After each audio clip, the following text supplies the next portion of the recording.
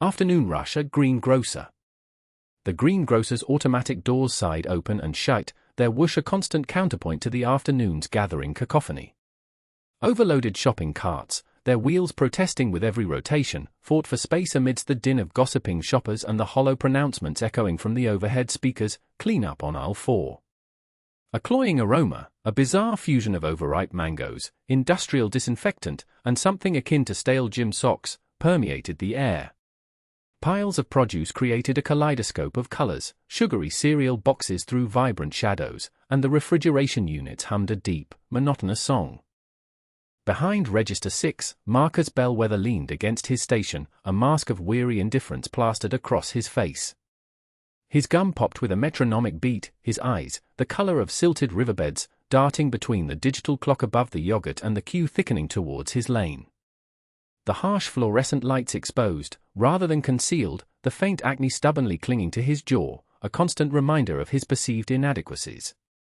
Never a dull moment, he grumbled under his breath, adjusting the collar of his pea-green uniform. A woman with a tower of crimson hair and sunglasses perched on her nose was wrestling with a veritable Everest of coupons. Marcus drummed his fingers on the scanner. The bane of his existence, coupons. They perpetually crippled the machinery. Behind her, a young mother battled a tantrum-throwing toddler while simultaneously juggling a basket overflowing with kale and artisan bread. Sensing her mother's fraying nerves, the toddler launched a projectile of half-eaten banana that narrowly missed Marcus's head. "Hey," he barked, the sound sharper than he intended. The mother recoiled, her face flushing. "Keep your rugrat in check." Regret, an infrequent and unwanted visitor, pricked at his conscience. He was just drained. Exhausted by the unending stream of demanding faces, the sticky spills, the unforgiving glare of the overhead lamps that seemed to bore into his very skull. Exhausted by this dead-end existence. The coupon queen finally reached the front. A smile, bright and oblivious, bloomed on her face. "Good afternoon, dear. Just a few coupons here." Marcus forced a tight, synthetic smile. "Fantastic," he responded tonelessly, snatching the first slip. It was for 50 cents off a brand of yogurt he personally found revolting. He scanned it, the machine sputtered in defiance. He tried again. Another error. He slammed his hand on the cold metal. "Having a spot of bother, sweetie," the woman chirped, unfazed by his outburst. Marcus inhaled deeply, fighting to regain composure. "Just a hiccup," he muttered, deliberately slowing his movements. He conjured an image of a pristine beach. White sand, turquoise water. Anything but the greengrocer. Behind the coupon lady, a man with a landscape of wrinkles etched onto his face shuffled forward. His clothes, faded and threadbare, hung loosely on his frame, his shoes were scuffed and worn. He clutched a small, flimsy plastic bag holding only a loaf of bread and a can of soup. Marcus's lip curled almost imperceptibly. Another one like this. He steeled himself for the inevitable awkwardness, the mumbled apologies, the unmistakable scent of desperation. He assessed him quickly, noting the tremor in his weathered hands. Pathetic. The man reached the counter. He placed his meager offerings on the conveyor belt, his gaze fixed on the linoleum floor. "That'll be $4.72, Marcus stated, his tone as flat as the can soup the man carried. The man reached into his pocket, his fingers wrestling with a jumble of crumpled bills and loose coins. He counted it out deliberately, with painstaking precision, his brow furrowed in concentration. Marcus tapped his foot, impatience simmering just beneath the surface. "Come on, Pops," he muttered under his breath. "Some of us have lives to get back to." Arthur's humble purchase. The automatic doors hissed open, and Arthur stepped inside.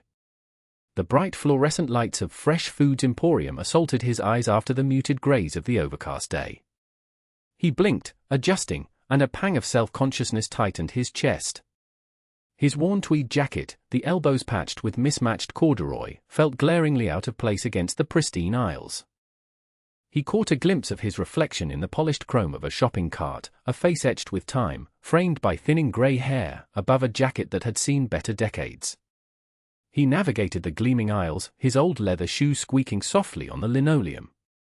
The air was thick with the artificial scents of baking bread and blooming flowers, a stark contrast to the earthy smell that usually clung to him after a day tending his small garden. He reached for a loaf of day-old bread, his fingers, gnarled with age, tracing the soft crust. Next, a carton of milk, its plastic cold against his skin. Finally, a can of chicken noodle soup, a small comfort on a damp evening. He shuffled towards the checkout lanes, his movement slow but deliberate. Register 6 looked the least crowded. The young man behind the counter, a bored expression plastered on his face, didn't even glance up as Arthur approached. His name tag read Marcus Bellwether. Marcus chewed gum with a rhythmic, irritating snap, his eyes fixed on something beyond the confines of the store. Arthur placed his meager purchases on the conveyor belt. The gentle thud of the can seemed loud in the sterile environment. Marcus finally looked up, his gaze lingering for a fraction of a second on Arthur's jacket before flicking back to the scanner. "That all?" Marcus asked, his voice flat. "Yes, son," Arthur replied softly, his voice raspy. Marcus scanned the items with practiced efficiency, the beeps echoing in the relative quiet of the store. He avoided eye contact, his fingers drumming impatiently on the counter. The total flashed on the screen. $6.87. Arthur reached into his worn leather wallet, his fingers fumbling slightly with the bills. He counted out the money carefully, placing it on the counter. "Need a bag?" Marcus asked, not bothering to hide the impatience in his tone. "No thank you, son." "I can manage," Arthur said, gathering his bread, milk, and soup. He paused for a moment, a faint smile gracing his lips. "Have a good evening." Marcus grunted in response, already turning his attention to the next customer, a woman with a cart overflowing with organic produce and gourmet cheeses. Arthur turned and walked toward the exit, his shoulders slightly stooped, the small bag of groceries clutched in his hand. The fluorescent light seemed to dim slightly as he stepped back into the grey embrace of the evening. A sigh and scornful glare. Marcus Bellwether leaned against the checkout counter, his chin propped on his hand, boredom etching lines into his young face. Another Tuesday afternoon. Another parade of coupon-clutching housewives and construction workers grabbing energy drinks. He stifled a yawn. He hated Tuesdays. Then he shuffled into line. An older man, smelling faintly of mothballs and something indefinably old. Arthur Henderson. Marcus knew because he'd seen him before, always buying the same discount brand soup and day-old bread. Probably lived off Social Security, the loser. Marcus straightened up, forcing a smile that didn't quite reach his eyes. "Next," he chirped, a little too brightly. Arthur placed a small basket on the conveyor belt. A can of soup, the loaf of bread, and a single banana, bruised and brown. Marcus scanned them with deliberate slowness, drawing out each beep with an exaggerated sigh. He imagined Arthur squirming, feeling the weight of his judgment. Good. Maybe he'd learn to get his act together. "That'll be $6.83, Marcus said, his voice flat. Arthur nodded, his eyes crinkling at the corners as he reached into a worn leather wallet. He pulled out a few crumpled dollar bills, then a handful of coins, scattering them on the counter. Pennies, mostly. Marcus watched, his internal monologue a sneering commentary. "Come on, Grandpa, are you serious? Counting pennies? Get a credit card, for crying out loud." He tapped his fingers impatiently on the counter. Arthur painstakingly separated the coins, arranging them into neat little piles. 1 cent, 5 cents, 10 cents. His brow furrowed in concentration. It was agonizingly slow. "Take your time," Marcus said, the sarcasm dripping from his words. He glanced at the growing line behind Arthur, a silent chorus of disapproval. A woman with twins in a stroller glared at him. He shrugged, a silent "what can you do?" He was just trying to do his job. Arthur's hands trembled slightly as he counted. He miscounted twice, having to start over each time. The blush creeping up his neck was almost visible. He knew he was holding everyone up. He could feel the impatience radiating from the young cashier, the barely concealed disdain. Finally, he pushed the last few pennies forward.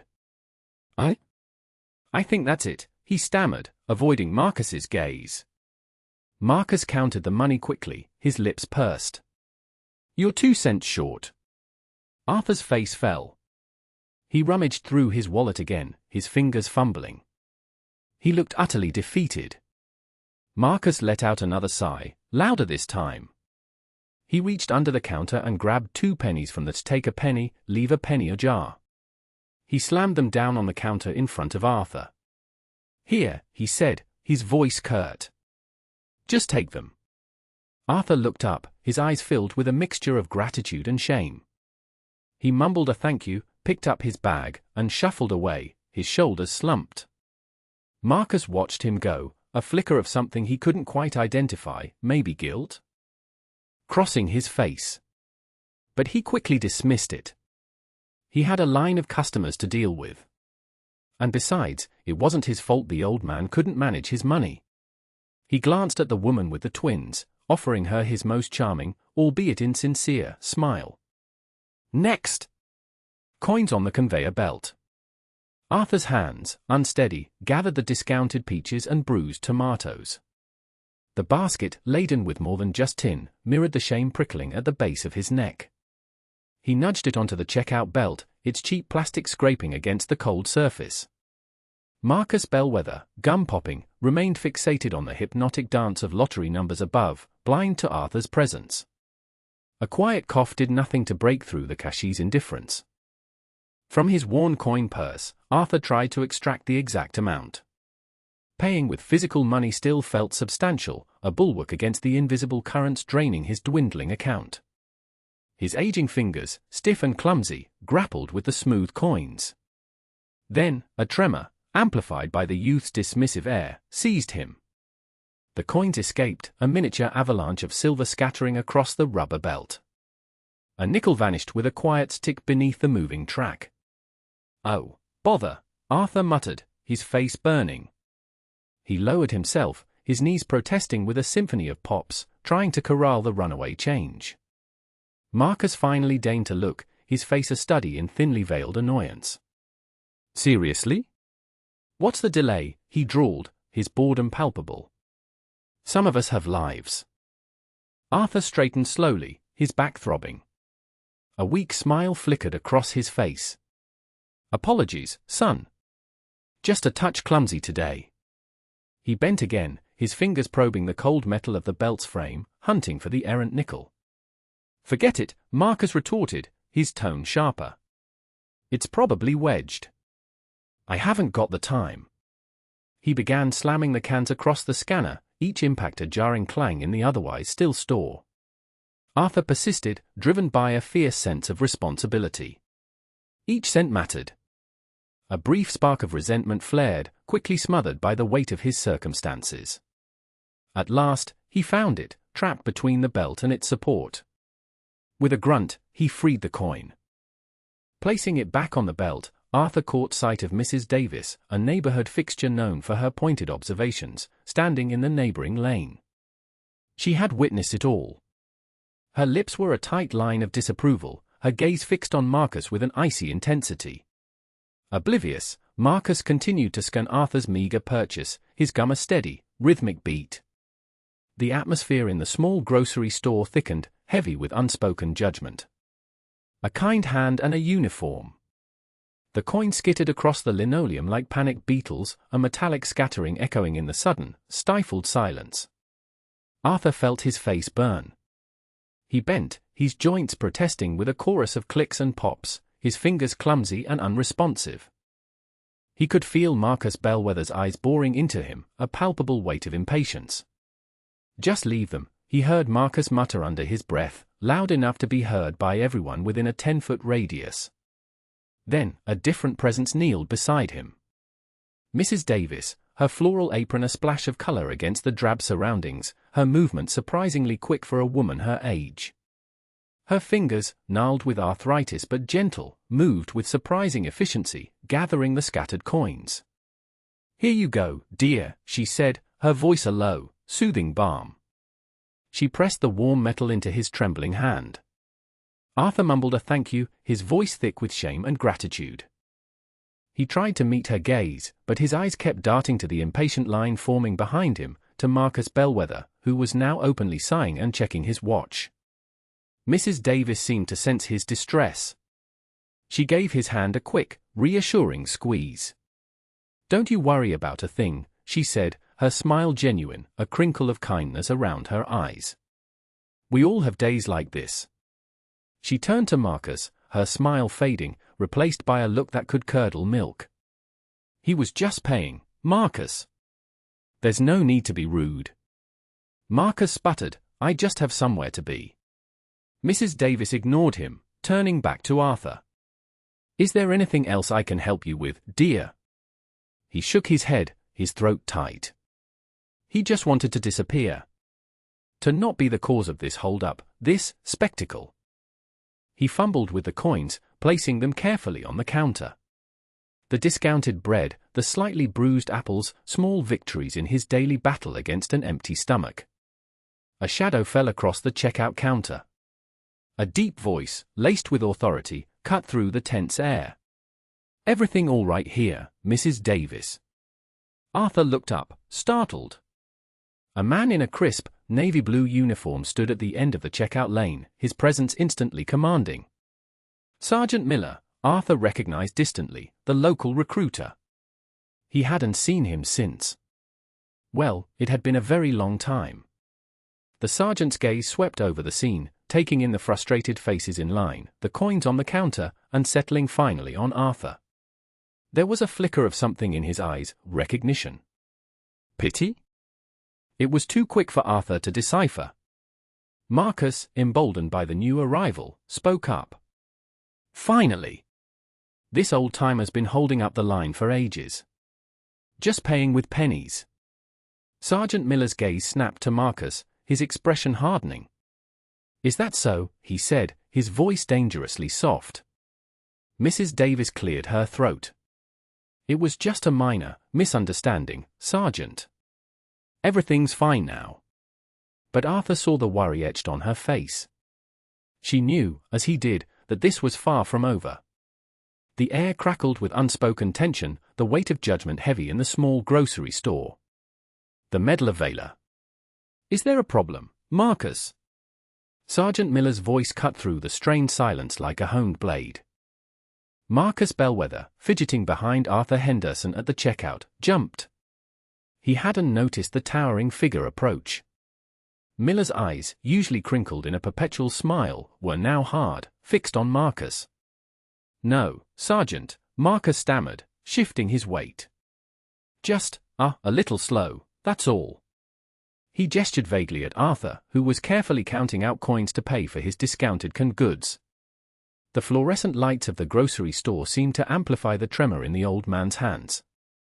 Miller took a step forward, placing himself squarely between Marcus and Arthur. "Slow? Mr. Henderson is taking his time, yes.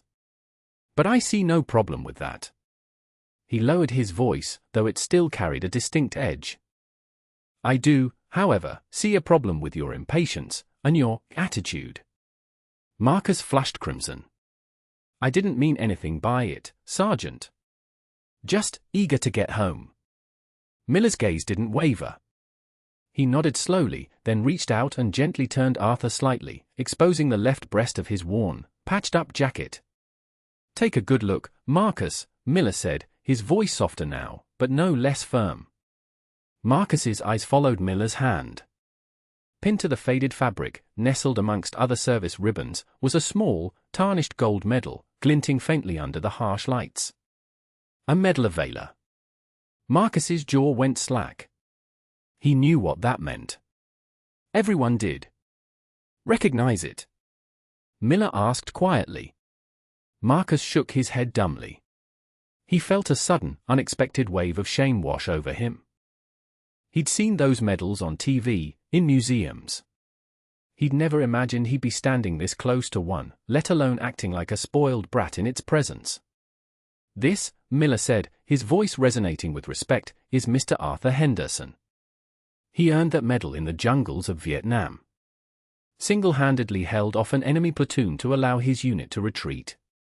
Took shrapnel to the leg, a bullet to the shoulder, and still managed to drag 2 wounded men to safety. He spent months in a POW camp after that. Arthur, his head bowed, shuffled his feet. A faint blush crept up his neck. "Sergeant, please," he mumbled, his voice barely audible. Miller ignored him. "He doesn't talk about it much. Doesn't want the fuss. But that doesn't diminish what he did. What he sacrificed." He turned back to Marcus, his eyes boring into him. "So, you'll forgive me, Marcus, if I find your little display of impatience a bit disrespectful, wouldn't you agree?" The blood drained from Marcus's face. He looked from the medal to Arthur's hunched figure, then back to Miller's unwavering gaze. He felt a pang of something he hadn't experienced since he was a child being scolded by his father. "Yes, Sergeant," he whispered, his voice barely a breath. I understand." He looked at Arthur, his face a mask of apology. "Mr. Henderson, I'm sorry. I didn't know." Arthur just nodded again, still avoiding eye contact. The cashier, a young woman with bright pink hair, cleared her throat and quietly announced the total. Marcus, without being prompted, stepped back, allowing Arthur to finish paying. He stood silently, his earlier impatience replaced with a profound sense of remorse. The discounted canned goods suddenly seemed to weigh 1,000 pounds. The fluorescent lights hummed, a constant, buzzing reminder of his own shameful behavior. Echoes of gratitude. The silence following the manager's reprimand hung heavy, a stifling blanket in the room. Arthur fidgeted, his gaze glued to the scuffed floor tiles. Marcus avoided eye contact, a flush creeping up his neck like a wildfire. Then, Sergeant Miller's voice cut through the tension, surprisingly soft. "Mr. Henderson," she began, her tone a curious blend of emotions he couldn't quite place. There was no crisp formality, no officer's edge, just something deeply personal. "I have a debt to you, sir, one I can never hope to repay." Bewilderment clouded Arthur's face as he looked up. "Sergeant, I'm afraid I don't follow." Miller straightened, a glint of resolve returning to her gaze, softened by an undercurrent of vulnerability. "My father was with the 2nd Battalion. Ambushed near the Rhine, he was left for dead. He wouldn't be alive today if it weren't for your actions." Arthur's eyes widened, a ripple of surprise crossing his features. I pulled a good many lads out of the thick of it that day." His voice was soft, tinged with the echoes of a distant, painful memory. Faces blur after a while. "He spoke of you often," Miller continued, her voice wavering slightly. "Said a quiet, unassuming man braved a storm of bullets to haul him to safety under relentless machine gun fire. Regretted he never thanked you properly. His name is Thomas. Thomas Davies." A faint smile played on Arthur's lips, a phantom of recognition dancing in his eyes. "Davies, yes, I seem to recall a Davies. Tough as old boots, that one. Glad he pulled through." He dismissed it with a wave, seeming almost ashamed of the attention. Just did what was needed. But Miller wouldn't let him minimize his actions. "No, Mr. Henderson," she insisted, her voice firm but filled with gratitude. "What you did was far from ordinary. You gave my father 40 more years. Years he spent watching his grandchildren grow. I owe my very existence to your courage." She extended her hand. "Thank you, from the depths of my heart." After a moment's hesitation, Arthur clasped her hand, his grip surprisingly firm. "You're very welcome, Sergeant. It was an honor to serve." Marcus observed the exchange, a growing weight settling in his stomach. The man he'd so readily dismissed, the man he'd judged with such haste, was a bona fide hero. Not the polished, idealized figures of recruitment posters, but one forged in the crucible of action, willing to sacrifice everything for others. His eyes drifted to Arthur's threadbare coat, the humble patches, the quiet dignity radiating from him. A wave of shame washed over him, a bitter tide of self-reproach. He'd only seen poverty, perceived weakness. He'd completely missed the profound strength, the unwavering resilience, the selfless spirit that resided within. He contrasted Arthur's actions with his own shallow pursuit of validation and felt a pang of disgust. He'd been so quick to condemn, so eager to elevate himself by diminishing another. He had attempted to buy respect with tailored suits and snap judgments, a purchase that now felt utterly worthless. He needed to apologize. A genuine apology. Not some mumbled platitude to appease the manager, but a sincere acknowledgement of his colossal failure. But the words remained trapped in his throat, strangled by the sheer weight of his remorse. How could he ever atone for such blatant disrespect? A gentle forgiveness. The queue had evaporated behind him, shoppers melting away with hushed murmurs, feigning interest in dusty wine bottles or the drooping letters. Arthur remained, a pocket of tranquility in the storm of Marcus's shame. "Marcus, isn't it?" he inquired, his tone a gentle resonance, absent of all blame. Marcus choked back a response, the knot in his throat feeling like shattered glass. "Yes, sir," he rasped, eyes fixed on the floor. The speckled linoleum became his sudden obsession. He could practically map each individual imperfection. Arthur edged closer, a subtle aroma of bay rum and something faintly metallic drifting towards Marcus. He raised a hand, not in contact, but gesturing towards the small poppy affixed to Arthur's jacket. "It's quite all right, son. We all stumble." The simplicity of the words, their complete lack of malice, proved almost unbearable. Marcus's humiliation deepened, unfurling like a dark bloom within him. He'd braced for anger, a sharp retort, a lecture richly deserved. This quiet absolution was unexpected. Finally, he risked a glance upward, meeting Arthur's gaze. His eyes, the color of weathered stone, held a network of lines that whispered of untold stories. A vastness resided there, making Marcus feel inconsequential, his inner self exposed. Arthur offered a faint, kind smile that crinkled the corners of his eyes. "Just remember," he murmured, his voice a mere thread above the refrigerator's drone, "everyone carries burdens you can't see. Treat them with kindness, no matter how they present themselves." He paused, his gaze falling upon the worn countertop. Compassion. It demands nothing. Yet, it can offer everything. Marcus nodded mutely, the words echoing within him like the distant chime of a church bell. He yearned to retract his actions, to somehow erase the harm he'd caused, but the words caught, trapped by his overwhelming regret. He felt the brief pressure of Arthur's hand, surprisingly firm, on his forearm. "Don't dwell on this, son. Grow from it." With that, Arthur turned to the cashier, his shoulders set square, radiating a quiet fortitude. He completed his purchase in near silence. As Arthur moved on, steering his cart toward the exit, Marcus remained paralyzed, feeling profoundly lost. The weight of his misjudgment pressed down on him, a tangible burden. He watched Arthur vanish through the automatic doors, his modest form swallowed by the bright afternoon glare. The cashier, a young woman named Brenda whose eyes betrayed exhaustion, cleared her throat. "Next," she announced, her voice devoid of inflection. Marcus barely registered her presence. A tumultuous mix of emotions churned within him, shame, remorse, and an unfamiliar feeling, something bordering on reverence. He'd prejudged Arthur, dismissing him as insignificant, only to be confronted by a character that eclipsed his own. He had only seen a poor, older man, Arthur had recognized a fellow soul. The scene replayed in his mind, each detail sharper, more condemning than the last. He shut his eyes, the memory of Arthur's forgiving expression seared into his consciousness. He knew, with a conviction that settled deep within him, that he would never forget this encounter. He had witnessed a moment of pure grace, an experience that had fundamentally shifted something within him. A lesson learned. The air in the checkout line vibrated with suppressed animosity. A bitter taste, acrid with humiliation, flooded Marcus's mouth as he forced himself to truly see Arthur. Not the thrift store clothes or the awkwardness with the coupons, but the man himself. He saw the quiet strength etched in the corners of his eyes, the slight tremor that betrayed his age, the map of fine lines around his lips hinting at a life fully lived. Lives, Marcus now understood, he had no business evaluating. He cleared his throat, the rasp amplified by the sudden silence.